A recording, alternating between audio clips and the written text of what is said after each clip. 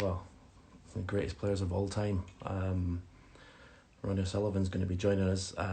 So many questions you guys have sent in. Seriously, so much. I think someone even commented about questions. What's the point? You wouldn't even ask it. And unfortunately, there's so many questions coming. I just can't ask everything. But again, so grateful for all your questions. Wouldn't be able to do it without you guys.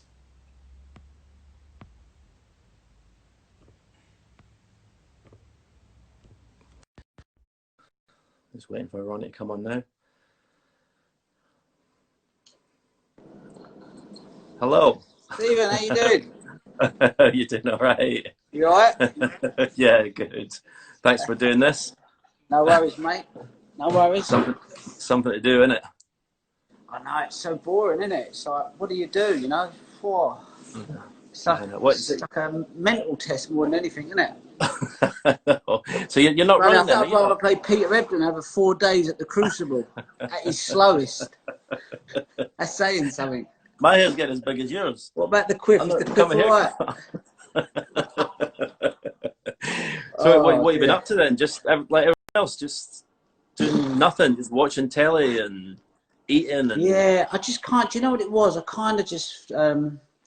I just thought, I've just got to get my head around this, you know. It's sort of like, I knew it was going to be hard, you know, because you couldn't go anywhere, do anything. And so used to being in a routine normally.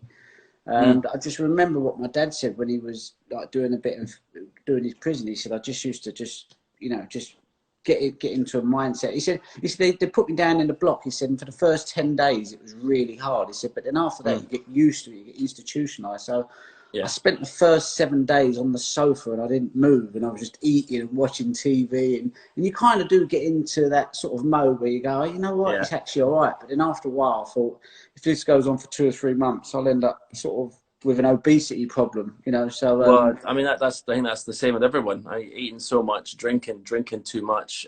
It's like when after the 3 weeks, they said like, everyone knew we were going to have more time, but when they announced it, it was like, oh my God, it was like yeah.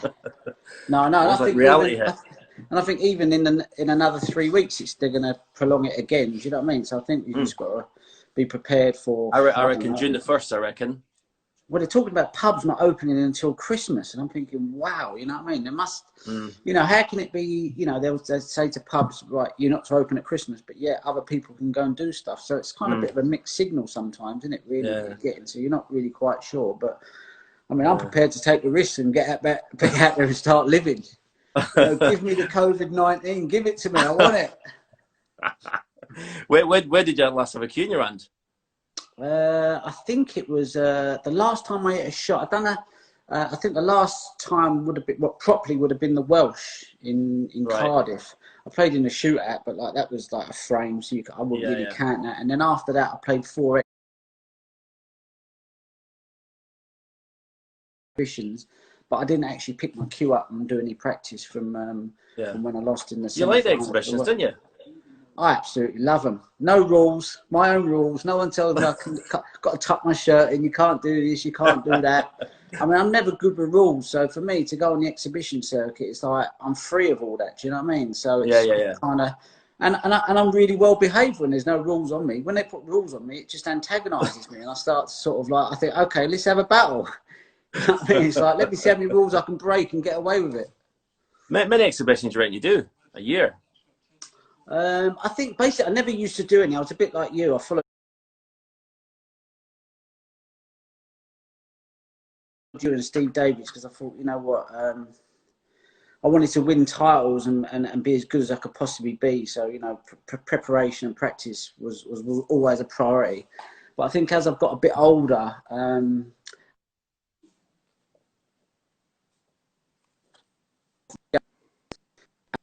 exhibitions, that was the only way I could play.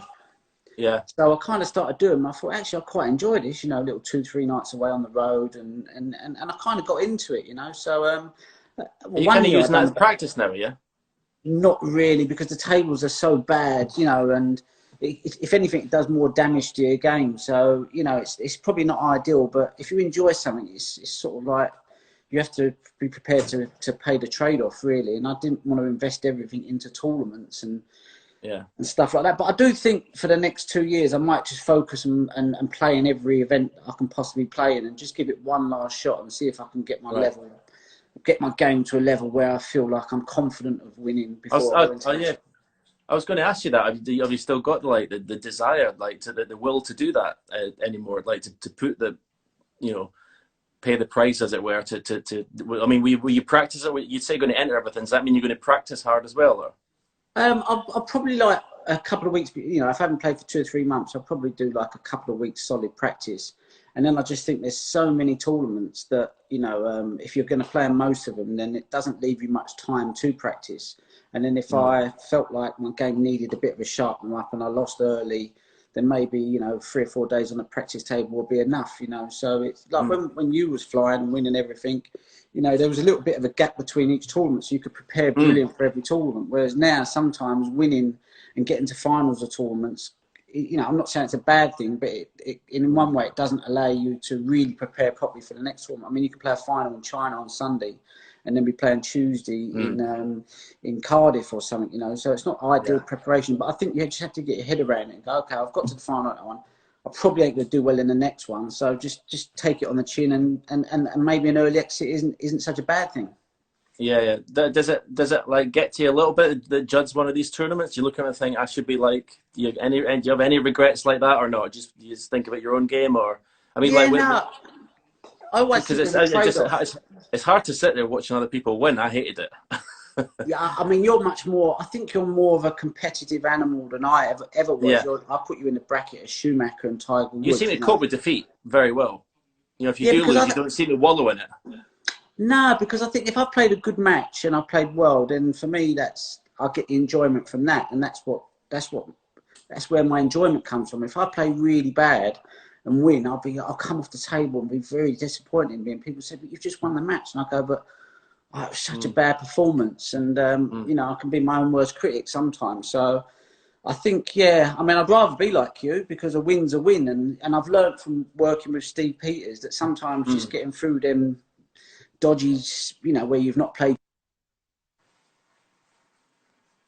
career, I kind of sabotage a lot of my own chances of winning, because I thought, if my game's not right, I can't possibly win. But since working with Steve, I've learned to try and ignore that voice, and I've kind of persevered a lot more when things probably weren't going as well as I wanted them to go. Yeah. Do you know, I've always wanted to ask you, is there any shots that you think, have you got any weaknesses, any shots you don't like? I tell you what my shot was. Do you know, if you've got a black along the cushion, the black cushion, it's tight to the cushion, kind of half ball pot, and you've got to stun it in for the black. I can't play them. I drop them in dead weight, so you can't miss them. Honestly, I hate that shot. That's a tough shot, though, isn't it? Yeah, because you got to make sure you nip it, ain't you? And it's like one of them. It's like, but like, any shots you don't like, or is it just? Yeah, I mean, listen, I mean, I think when you're playing well, there's no shot you don't really fancy, you know, and you just always you always seem to be playing to your strengths, and you know, it's like when you've got certain shots, when you're playing well, you have more shots in your locker, I feel. So when I'm playing well, I feel like I play that killer safety shot a lot earlier, so you're getting a lot earlier. And then, when you're playing well, you know, your opponent, you feel like your opponent makes silly mistakes to let you in. You think, oh, I'm getting in so easy today. And I just think, you know, it's a different game when you're playing well. And, you know, like when you're struggling, the pockets get smaller, the table looks bigger, you know, your options are a lot less, and you just think, well, you know, and sometimes, you know, and that's when it's tough, you know. But yeah, I mean, you was on a different level, mate. You was. No, I don't. No, you was. Trust me, I see you play when you was 15, and I've just seen the greatest snooker player I've ever seen. You know, I don't know if you remember, you played Paul Tanner at Hastings. Yeah. You remember that? Yeah, I was there, mate. Paul that was the first time I see you, and I just see this geezer just walking around the table like he owned the gaff. And Paul Tanner was a good player. But I remember it was packed, and I was like, I've never seen this amount of people come to watch any one player, and they're coming to watch this young 15-year-old, and I was like, wow. So I've got the snooker. Have you been watching the classic matches? I watched a bit of Jimmy and Davis today. I know, I've got it on now. It's like, I mean, I just can't.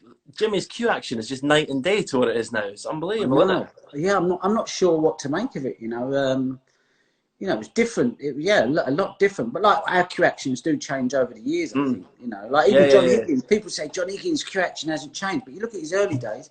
he had such a long bridge, Yeah, like a lot of queue overhang, short and now bridge, he's much more compact. But I think it's just the nature of snooker. We're always tinkering. I mean, I've had about 6 queue actions in one match. You know what I'm saying? I've tried a few. Anyway, I hope you're ready, because look.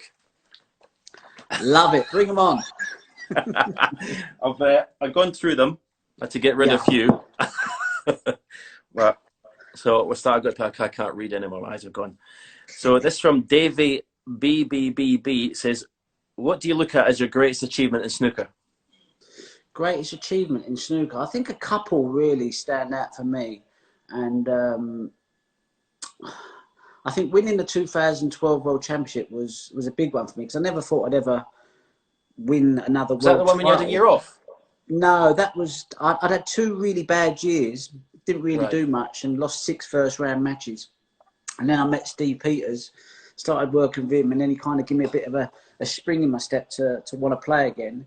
And then I was playing well, but I wasn't getting any results. And I was thinking, maybe I've just done there, you know. Like, I was 35. I looked at you and Davis, and, you know, all your winning was done. But, you know, you kind of dominated from what, 18 up to 31, 32. And I just thought, maybe that's just the trend. So I kind of accepted it, that maybe I wasn't a winner anymore. And then out the blue, you know, I got to Sheffield, and I didn't feel like I was playing great. And all of a sudden, something just clicked. And who made the first move to Steve Peters? You to him, or him to you?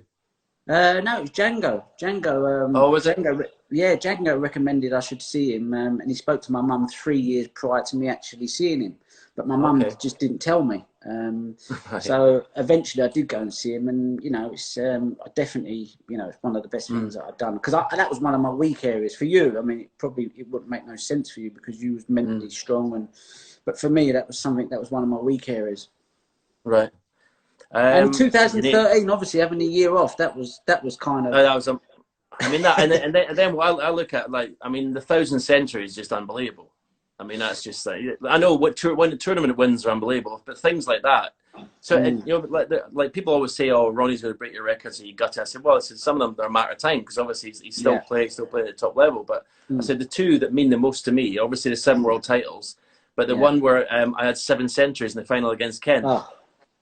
If someone done that, someone beat that, I'd be devistated. And that's maybe a silly word, but that's. I mean, the 1,000 centuries to me, I think that's an incredible thing. Yeah, I mean, it's just it was good to do. You know, I think there's the important records, and for me, it's the World Championships. How many times you win the World Championships? How many ranking events you've won? How many Masters? How many majors you've won? They're the important records. You know, beating 100 breaks.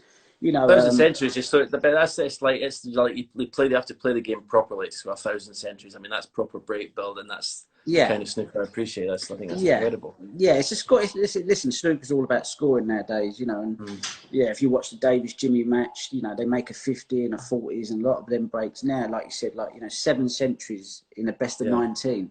I tell you, if I'm working on a final and someone's got 5 or 6, I'll tell you, I'll stop commentating. Honestly, I'll be like, I can't see that ever being beaten though. 7 centuries in a best of in any. Well, he's saying the best of 35, it's possible, but in a best of 19 match to win 7, you know, you win 10 frames and 7 of them in centuries. I remember watching it, and Ken stuck in there. I won 10-6 or 10-7. No, I know. I mean, couldn't get rid of them. Still can't. Some of these names I'll never get right. I'll take my time. Inderpreet Makaru or something. It says, how do you set goals and how do you cope with defeat? Well, you've already talked about that before, didn't you? Do you set goals before the start of a season, or just see how it goes? Or no, I never set goals. I just think, I remember what Ian Doyle said to me once. He said, Stephen never prepares for the world. He said he starts in September when the season starts. You know, he's in 6 hours a day and he's practicing. And obviously come the world, you probably get a bit more excited. But he said Stephen was just 6 hours a day, every day. And I was like, okay, that's it. You know, you just prepare 24/7, like Mayweather. I'm in the gym, I'm fit, I'm training. This is what I do. It's a business.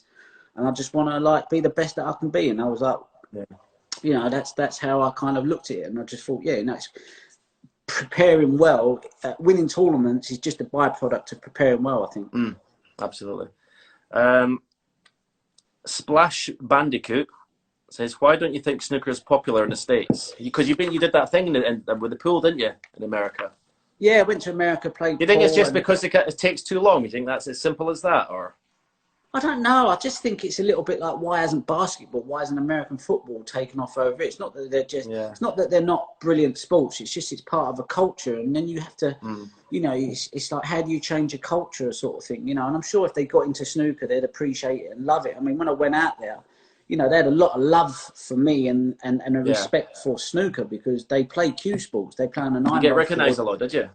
Well, not out on the streets, but whenever I went into like a pool hall, you know, one person would like say, and then you could see them all around the phones looking, and they've obviously YouTube me playing snooker, and then they're like, you know, they treated you like a god out there, you know, because they respect, you know, like I always say, snooker is the king of the cue sports. You've got billiards, you've got pool, you've got 9-ball, but everybody knows that, you know, the governor sport out of all the cue sports is snooker, you know? Assam99X says, which performance do you regard as your best? I always say, I think the performance, I don't know, we played in a match once in Torquay in the final, and it wasn't televised, but it was in the European Championships.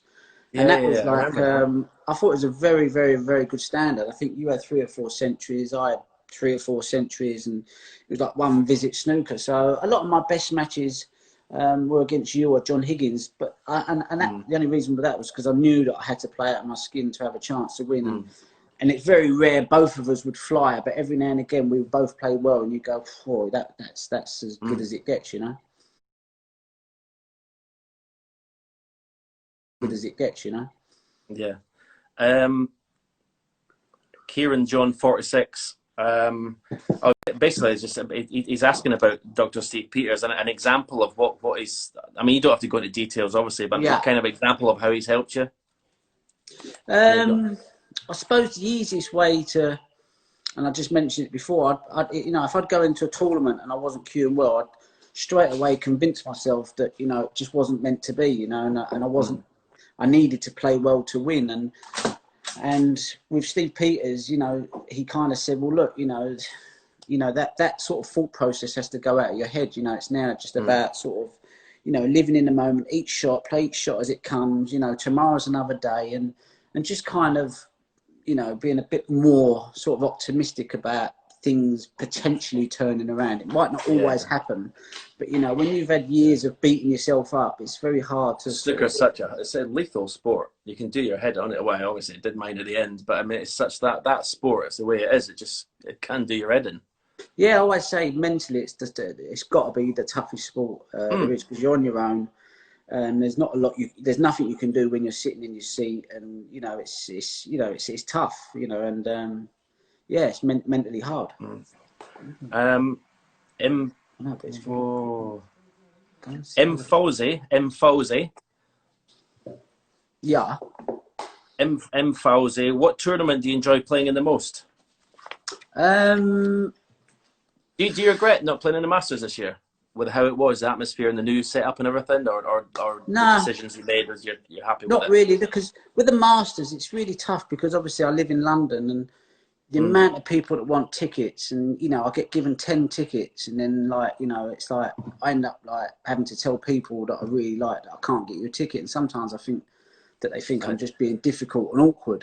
So it wasn't playing at the Masters, it was all that comes with it, and there's the press and the media, and then you got Eurosport and BBC. So after each match you end up having to do like 6 or 7 interviews, and after last year's semi-final they kept me there for 3 hours doing interviews about the next day's match, and I kind of went, you know what, I don't really want it that bad. Do you know what I mean? I'm sort of like, I just want to play in the tournaments I enjoy. And so what's your ones you enjoy most then? Well, to be honest with the China ones, you know, I know it's a bit of a hassle getting there. You know, the flight and travelling. But actually, once you get there, they look after you like fantastically well. You know, you might do one little media interview after the match, which is fine. And you know, they don't abuse you out there. You know, they're just happy that you're there, and they want, you know, they want to work with you, and not kind of, So I love playing in China. Shanghai or Beijing? Shanghai is fantastic. Shanghai is fantastic because they have proper promoters doing that tournament. They do like Formula One. They're they're doing, you know. And you know yourself, when you work with great promoters, and they want to make your, you know, your stay in a tournament and they treat you well, you kind of like, you look forward to the tournaments more, you know, going back to the 2 Franks in Belgium, you know, and little events like that, you know, you just kind of, you look forward to seeing them because you know that there's, you know, they're good fun and, you know, it's going to be a good week. So yeah, Beijing's I prefer Shanghai as a place anyway. It's just a fantastic place. Beijing's great, and there's some, and every city that we go to in China is great apart from Yushan. It was a nightmare out there. You know, I'm not saying the place wasn't great. The people were fantastic and look after you well, but it was just such a horrendous trip to get there. So I'm not sure I'll probably go there again, unless they got their checkbook. I think I think you what? Unless they got their checkbook out. Well, you're talking about like tournaments being run well, and what, you know, watching these classic matches. I mean, you know, I know you should talk about tobacco, but they did put on some great events, didn't they? They were prestigious events. They looked after the players lounges. There was an atmosphere at every event. Now you go to a tournament, that's the only thing I think. There's no atmosphere backstage. Okay, the snooker's fantastic, but backstage everything, they're on these soulless places. Yeah, that's exactly what's killed it for me as well. You know, I think I was spoiled. We had the best of it, you know, and I think it's a lot easier if you hadn't experienced that and coming into snooker now, because you wouldn't know any different. But like you say, the Rothmans, the Hexagon, the Masters at Wembley, the Benson Hedges, you know, all the hospitality. I remember Dubai, you know, what the hospitality out there was fantastic, and you know, that's the stuff where you feel like you're being really treated well, and you kind of you look forward to the trips and the tournaments more. You know, you can't wait to get there. Where sometimes you go to tournaments now, and you know the hospitality in the plate. You know, well, you probably players now they've got to pay for their drinks at the bar. We didn't used to have to pay for our drinks. So we went to the bar. Oh, it's mental. You got to pay for a Coke. It's absolutely mental. You know, I even got thrown out of the players' lounge in the Masters because I didn't have my pass on me. And I was like, oh, okay. I said, I don't even really want to be there, you know, but just a friend of mine was there, so I just wanted to go say hello to him. Vakitov DE, what did he have for breakfast today? Porridge with goji berries and some other stuff to put in there. Are you eating healthy? Are you eating really healthy? You know lots of cooking? I am now. For the last 2 months, I've just absolutely gone for it, and I put on about a stone, and I looked at myself on a vodcast on Eurosport the other day, and I was like, and I thought, nah, I can't let it happen. So I just got back into my running, and then I got the barbecue on about 11:30 this morning. You know, cooking on a few bits. So yeah, trying to eat healthy, really. You know, I have to, because otherwise I blow up. You know. Gabe Goes Meow says, which of your 147s is your most memorable, if you can remember? I think the one against Ding. In the Welsh. Oh, that shot! Final. I was going to say, ask you later. That shot was incredible. Is that one of your best shots as well? It must be. Yeah, because like when I mean, listen, I fancy my accuracy when I left hand is quite good, and I can get a good strike on the ball. So you know, but to hit one down the rail in half a pocket, and then try and get the white back as well, and I hit it so well, and it just went in. I was like, wow, that was unbelievable. That was ridiculous. You know? And then the pressure was really on, because up until then, there was no pressure on me, because where that red was, it was highly unlikely that I was going to get the 147. So I've gone from absolutely no pressure to like, wow, you know, it's like, it's on there. So, they're great. You know, the 5.5 minute one, 5:20, I mean, that must be up. That's never going to get done again. You're talking about things never being done again. That will never be done. Yeah, that was. I mean, you watch that. How fast you played there was ridiculous. I know, and listen, it looked good, but that was the way I played and the speed that I played at. I was so careless that I was never going to win the World Championships if I carried on playing like that, you know. So although the fans love it and it was really quick, you know, maxes win you one frame. To win the World Championships in the Crucible, I had to try and find some consistency from somewhere. So yeah, it was fantastic, but it was. I always say it's one of my worst 147s, because it was just a moment. It was like an inspirational sort of moment, you know. And to win the World Championships, you can't win it on inspiration. It's just got to be just plodding away and just keep churning out and playing consistent snooker. So that maxi, although it was great, it wasn't one of my favourites. Right. I can't even pronounce this. YVZ or something. It's just. Is there a movie or documentary you suggest? A movie or a documentary you suggest? Yeah, I we like were talking about this the other night, weren't we? Yeah, I mean, there's loads. You know, you've got Netflix, you've got so much good stuff on there. But I like the Aaron Hernandez one. Have you seen that about the American footballer? And Oh yeah, I've seen it. I've seen it advertised. Yeah. oh, mate, you have to watch that. It's so sad, and obviously, you know, it's yeah, you just have to watch it, you know, because he's a young guy. He just signed like a massive contract, played with Brady, you know, one of the top players in the team. But he had this bit of this history with him, and no one really wanted to take him on. And then Right. obviously, you know, I don't want to ruin it for people, but he gets Yeah. himself Yeah. in a bit of trouble, and then eventually they look at his brain and see there's a part of his brain missing, probably through playing American Jesus. football. So their Right. kind of front lobe goes and their decision making's all over the show. So you know, so yeah, a lot of that maybe explained why what happened to him. But yeah, it's just a sad, sad story, really. But Right. yeah, but gripping in many ways. Yeah. Vishwajit147 says, "Do you have the desire left to win the world championship?" Yeah. Listen, I mean, of course, I'd love to win the world championships. But I think sometimes my life is so chaotic off the table, and I've Because tried. I can't, personally, I can't believe 6 years you've never won it in 6 years. How I well you've know, played in these seasons. I know, but my It life. baffles me. Yeah, I know.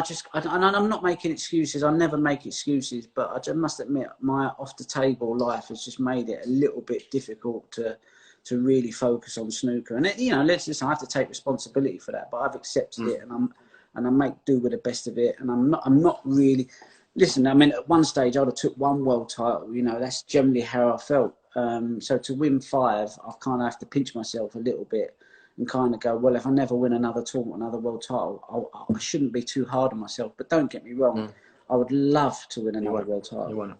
Yeah. Cool. Wellsby says, "If you could be the same standard in another sport, which one would you choose?" I mean, I love my boxing. I love it.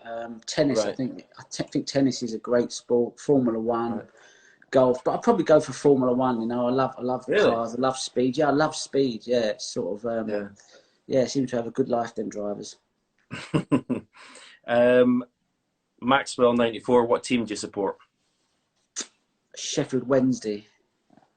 Yeah. Yeah, because I'm not really into, you know, a lot of these guys are into football. They really get passionate about it. So, and I don't really want to get into them conversations. So I thought, if Yeah, I I know. choose a team like Sheffield Wednesday, they go, what team you support? I go Sheffield Wednesday. It's like end the conversation. For I me, it's know. In Scotland, fantastic. it's Rangers of Celtic. Yeah, Scotland's and if you're that, get with that one straight away. yeah. Is there what's the? Oh, someone says, "Have you ever thought of going vegan?" Listen, I You think got you, vegetables are. you ate more fish than meat, didn't you? The last Yeah, time I was with you. more fish, more chicken, a little bit of steak now and again. But I think a lot of my diet since working with Rhiannon, without knowing it, she's kind of turned me into like an 80% vegan anyway. So I eat a lot of Right. lentils, a lot of hummus and stuff like that, you know. So most of my diet is kind of vegan based, but not because I chose to go that way. It's just that that's the kind of foods that I eat most of the time. But I do love a little bit of steak and chicken and fish. So nah, I can't see me going fully vegan. No, I'll never do that. But I went last week. Last week I went 5 days vegetarian, Did and you? that's the most I've ever gone in my life. I actually quite liked it. I mean, cooked some nice stuff, but I was glad to have a big steak on a Saturday night. Yeah, Yeah, nice. It. but Nice bit of no, ribeye. it was good. What loss has hurt you the most? If you can pick one out. I think losing to Higgins in the final of the Masters, Was that when he 10-9. doubled the He red done or the something? double, mate. He done the double. But you just know with Higgins, he's going He to get loved the the double. doubles. So you're sitting in your chair and you're thinking like, there are doubles. I mean, I've got better at them, but with Higgins, he just plays them dead weight, like as if like it's a Yeah, certainty, you know. So, penalty kicks for him, incredible. yeah, but that loss was quite hard to take because I made a 60 in the last, missed, and then I had another half decent chance. I missed that, and then you give someone like Higgins a little second chance. You know, he's a predator. I mean, if you had to pick, I was saying, if you had to pick one player who's like 50, you're 60 and behind, and you got to clear up with 61, Higgins would be up there to choose. He's unbelievable, isn't he? Yeah, Bottle wide. different class. Yeah, different class at kind of clearing up from them situations under pressure. I mean, like that. I mean, all day put yourself in there as well. But you know, it's hard for us to say, yeah, we put ourselves in that. But like Higgins is unbelievable for that, and he's doing them monster clearances. Fally Dudes, how did it feel making the thousandth century? Must have felt was it? I mean, was it that? I mean, were you nervous at all doing it or not? No, not at all, because I thought I'm going to get there eventually, and Yeah. And I kind of would have liked to have maybe done it at the Crucible, because I thought like the best place to do it would be the Crucible. So you know, and I was building up to it, and I thought, shall I save it for the Crucible, you know? And then I kind of like in the final play. I was commentating. The atmosphere was incredible. It was amazing. It was great, amazing, especially at Preston, the Guildhall. You know, we know it's like that's one of the proper snooker venues. So to do it there in the final frame, having played really well all day, so you know, it turned out to be a fantastic moment for me. Yeah. Maren Manashagar. That can't be right. Do you teach snooker? Would you ever teach? I mean, I can't. I don't think I could ever teach snooker. It's hard, isn't it? You're either a player or a coach, you know. And a lot of these coaches, they love it, you know. They'll just coach all day long. But for me, I just get too frustrated because I don't really, you know, I don't really know what to do. You know, I've got an idea, but I definitely wouldn't get into. I wouldn't mind doing I wouldn't mind doing what Griffiths does. You know, if there's a good player, top player, and he said, look, you know, could you come in my corner? You know, for one, it'd get me out of the house. I like being at the tournaments, and to have an input in someone and see him do well would be, you know, would maybe consider doing something like that at some point. Yeah. Victoria asked me to do something with Ding 3 or 4 years ago. She says, will you mentor Ding? Will you come around, travel around with him? And I thought, I just thought, if he comes into the dressing room 4-0, what do I say? I don't know what to say. What do you say to someone? You're like, I mean, Ian Doyle used to give me a bollocking. It was a hairdryer if I was 4-0. I can't start doing that to another player. Like, and then I thought, what if he never wins a match? The whole of China will think I'm absolutely hopeless. I can't have that pressure. I think you have to be like Reardon was good with me. You know, I'd come in and I'd want to have a moan up, and he would just spin it around, turn it into a positive, and just start sort of focusing on what we should do, and wouldn't let me dwell on it. So I think you've got to be good like that. And I'd find it difficult to sit there and think, you know, I've got to try and give this guy a bit of belief in this and that. And I'm not one for, you know, I'd probably, if he come in and he said he's 4-0 down, it's first of all, I'd say, mate, get beat 5-0, let's get out of here, because it ain't going too well. You're queuing all over the game. You know what I mean? Like, you know, just, you know, and that's probably not the sort of advice they would want, you know. So, I'll start the car. I'll go and get the car ready. Get the car ready, yeah. Chiado says, are you planning on writing a book during quarantine? Yeah, that's quite a good one, you know. I mean, I've done a couple of biographies; they were great, and the fiction books were good. So we're already kind of writing the fourth sort of book. So a bit of that's going on always in the background. Someone asked later on, another question. Was your a character? Is it Frankie in your books? Frankie, was it based on you? Yeah. Oh, it was all right. Okay. Yeah, so someone I remember the question. Yeah. Yeah.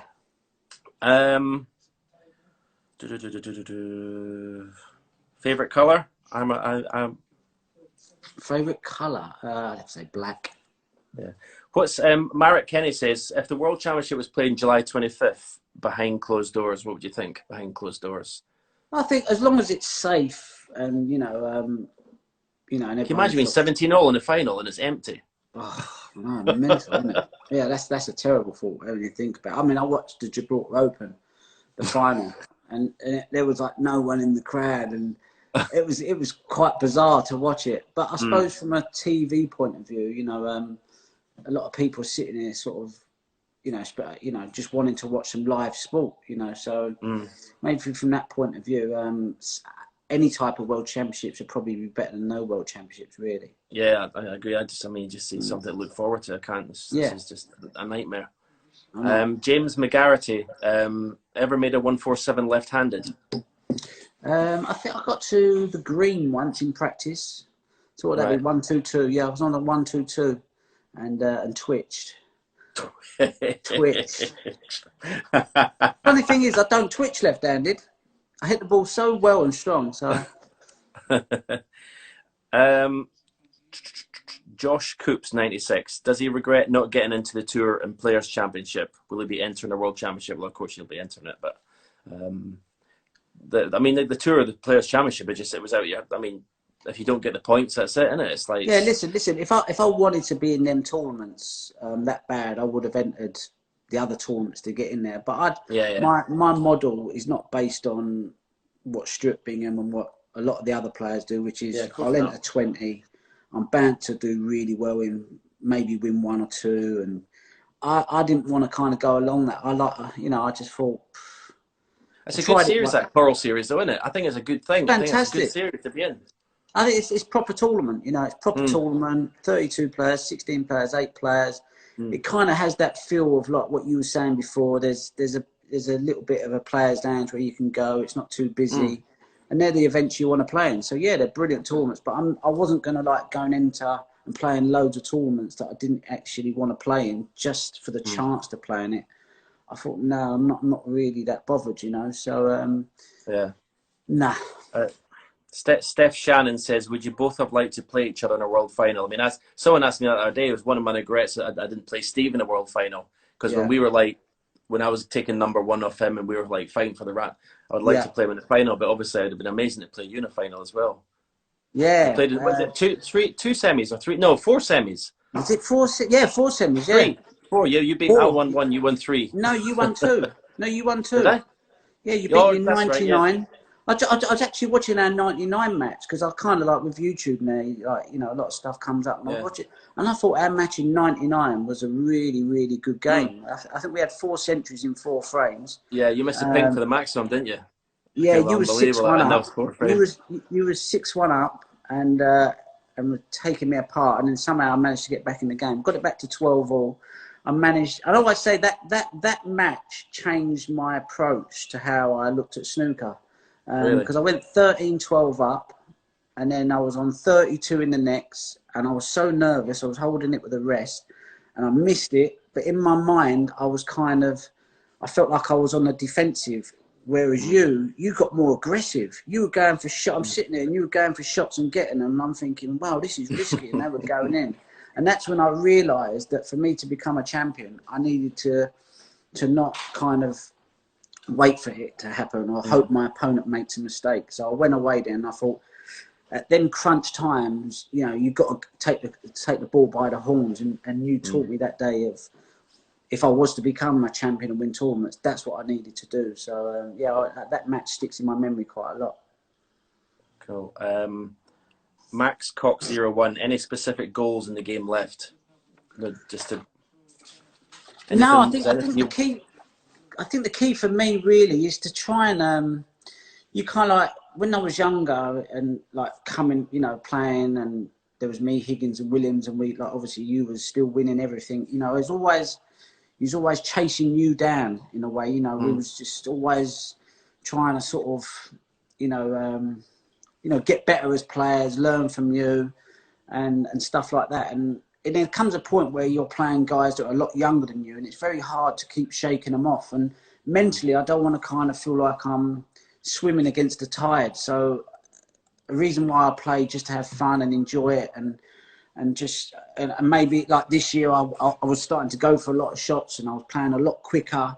Just kind of just change it up a bit and just have a bit of fun and just try and enjoy it, because the minute you stop enjoying it, if you're not enjoying it but you're winning tournaments and you're young, you can kind of get your head around it. But if you're kind of past your best and you're getting on a bit and you've got young guys, chipping away at you and you're not enjoying it, then you've got to put your cue away. So I have to find ways just to enjoy the game, and because I don't want to not travel, I don't not want to have something to do. So the key is to enjoy it really, and if I get a few results, then that's a bonus. I looked on at travel. There's loads of people saying hello from all these countries, Iran, Turkey, everywhere. Is there anywhere you haven't been you want to go? I'd like to go to Iran. I heard snooker's really big out there and they love it. So yeah, I'd like to go to Iran. But otherwise, we've kind of been everywhere really. Never played in Japan, never been there. So that might be. I don't know whether they're up for snooker out there or not though. So yeah.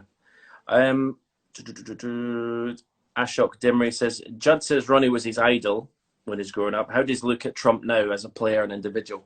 I mean, did you think Yeah, he would win 6 tournaments this year? I mean, I thought he was going to win the way he won the World Championship, but yeah. to be honest, he's done more than I thought he was going to do this season. I think he's been brilliant. Yeah, no, he's a brilliant player. You know, he's got so much talent and so much cue power, and he plays shots that no one can play. And you know, when he's a confidence player as well. So sometimes, you know, you can be 5-6 frames up on him, but if he kind of gets, you know, he starts fancying it, you know, the scoreboard goes out the window and he just pots and scores and scores. And, you know, and he does it so fast as well. So, you know, I've practiced with Judd a lot, so I know how good he is, you know. And I think this year, I think his brother has obviously been a massive help to him. There's no coincidence since he's come along. He's kind of steadied him up a bit. You know, he plays a little bit more safety. He's a bit more patient, but he still hasn't lost any of the aggressive, high scoring. And, you know, and like, I think once you start winning tournaments, you start to fancy it under pressure a bit more as well. And I think up until winning that World Championships or a couple of tournaments before, if there was a little thing in his game, it was if it went close, he might make the odd mistake, and that was a way of where he'd lose some matches. But he seems to be winning a lot of deciders now, and I think that comes from winning and confidence. So I'm not surprised he's won 6 tournaments because there's so many tournaments now. You know, if you're going to play like 18 tournaments, you can win 1 in 3, you can win 1 in 2. You know, So you know, I think he's head and shoulders above anybody else out there at the moment. Someone just put in there, were you guys close to Paul Hunter? I wasn't as close. You were quite close to him. How, like, tell people what I mean. Great player, great guy, wasn't he? Yeah, Paul Hunter was just a top guy. And listen, it's very hard to have. You know, I always believe if you're really friendly with people on the circuit that you're playing in matches, you know, they're kind of quite superficial relationships, really. And I was, you can't be. That was part of my downfall as well, getting too friendly with people. Yeah, you kind of have to keep yourself to yourself, really. But with Paul, I remember like we had intense time together. So we was in Thailand and we just locked ourselves in the room for a week. Only come out to play a match, but in between we were just having so much fun in the room. You know, like all sorts was going on, you know, and so we had a good time, you know. And Paul, you know, it just that's how it was, you know. Jimmy would be there as well. We'd have, you know, we just had fun. Yeah. Bino Moore says, how much is success down to talent and how much is hard work?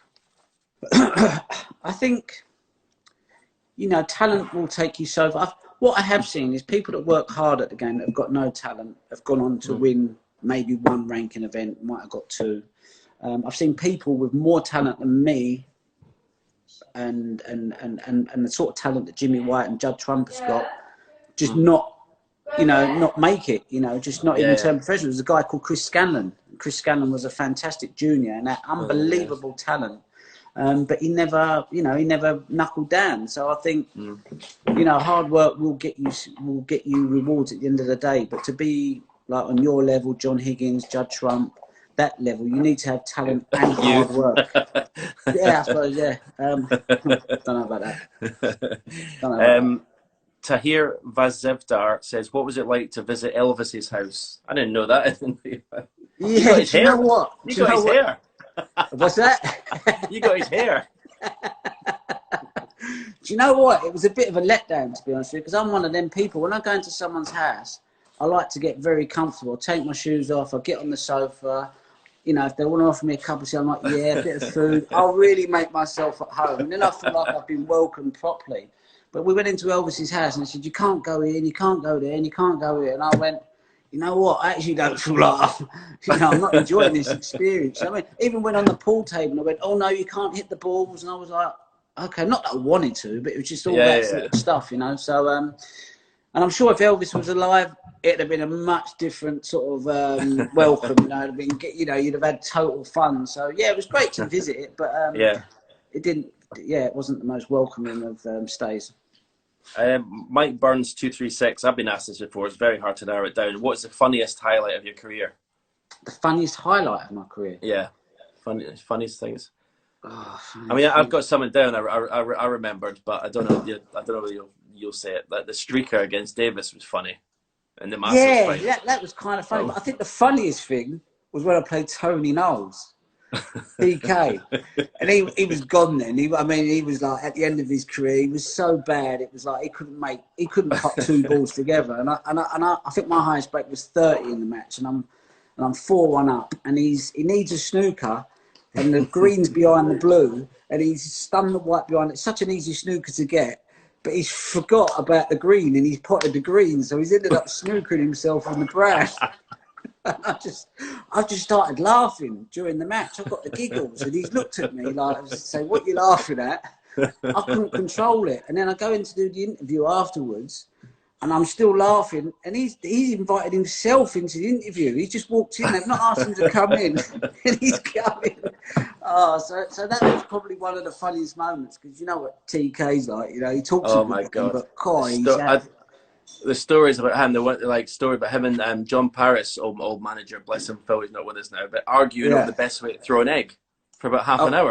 And TK's like, you have to hold it long ways. Another one's saying, you have to hold it that way. And he's like, he was convinced, and he was telling me he was playing the seniors thing, and we were talking about cooking and everything. And so we're talking about the best way to mash potatoes. And he says, you know, when you're cutting them, he says, you have to cut them down the middle. Or else they won't go properly, they'll break apart. And I'm like, how do you know? Oh, he's unbelievable, isn't he? He knows everything about everything. He can chat for England. I always remember, like, if a new player was on the circuit, this was years ago, and Tony got beat, used to, for a wind-up, you say, I'll go and ask Tony how he got on. They'd be there for an hour. Go and ask him. Dave C. Garcia says, Ronnie's basic nutrition, and what % of success is down to that, and do you take supplements, like vitamin supplements or anything like that? No, I don't do supplements. I just try and eat quite healthy and quite. I mean, I used to just eat too much, so I always ate quite healthy. But I would just eat like double the portions that I should. And when I wasn't training, I kind of blew up. But then I started running, and I could kind of eat what I like. But last 10 years, I've not been able to run properly, so kind of like my weight's got a bit bigger. So, but I try and be sensible with my food. If I'm training and exercising, I automatically make better choices. So for me, the key is to train and exercise. Then I don't really want to eat so much rubbish, you know. Yeah. Right, listen, I've got so many more questions, but they've gone over. I don't want to keep you there. Listen, mate, anytime if you want to carry on, or maybe next week or whenever. Let me just have a look through and see like if there's anything that stands out. Because there's so many questions. We could do it again one day, but I don't. Or someone says, what's your favourite car you've had? R8. Yeah. The R8. Oh, mate, monster, beautiful. Right. Yeah. I remember you used to get some cars. Do you remember that you used to win the World Championships? You got the Ferrari, the Bentley, and I remember you had the M5. Well, they're showing the world. I think the World Championship, the 1817, with me and Jimmy on Saturday, we missed that black, didn't we? So I was clearing up, and like when I got to the colours, all I was thinking about was getting a Bentley. I wasn't even thinking about the trophy or anything. I said, I'm going to get a Bentley. It's like, they were the good old days, though, weren't they? Do you remember Sweater Shop? Oh, great sponsors they were. Unbelievable helicopters I was getting from the first mate, in the world.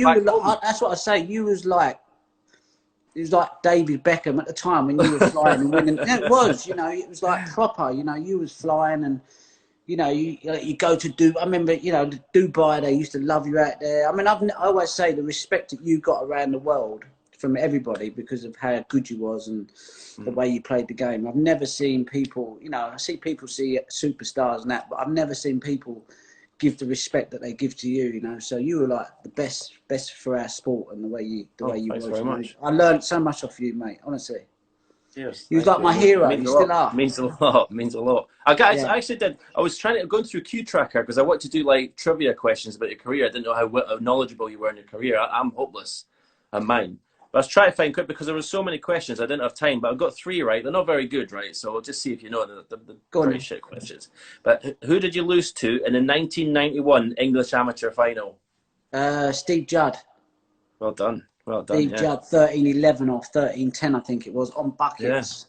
Yeah. Northern Snooker Centre. Yeah, it was on buckets, mate. He was potting them from everywhere, done me head in. So you obviously beat me in the 93 UK final. That was your first... Yeah. Was that your first major ranking tournament? So your second one, 94, you won the British Open. Who'd you beat in the final? Did I beat Matana? Yeah. 9-4. It was 9-4. Is Jeez. it 9-4? Yeah. Not bad. Right, let's you get this one. We played in the UK Championship final, 1997. You beat me 10-6. How Yeah. many centuries was in the final? None. Well, what year, like, Because I telepathic? remember it was one of our worst games, and one of them, like, I couldn't you believe it. I didn't was reading play. it. I thought, none. You didn't. Exactly. That's what I'm saying. That's what I always say. When you played well, you won. The only time you kind of lost when you didn't play well. And although I won that tournament, I come off there thinking if Stephen would have played well today, he would have battered me. So I kind of always thought I couldn't believe it, though. I didn't know it. I was looking through it. I thought, that's got to be wrong, but I unbelievable. remember it weren't a great match. And I think I just 16 dragged you frames down and no to my century. level. I dragged you down to my level, mate. I did. I done an Ebden on you. I suffocated you. Listen, mate, thanks very much for doing this. I appreciate it. No problem, mate. I really Lovely. appreciate it. Anytime, anytime. Cool. I enjoyed it. Cheers, Cool, Ronnie. nice one. Cheers, Stay Stephen. safe. Stay safe. Take care. Bye. You too. Bye, mate. Bye, bye, bye.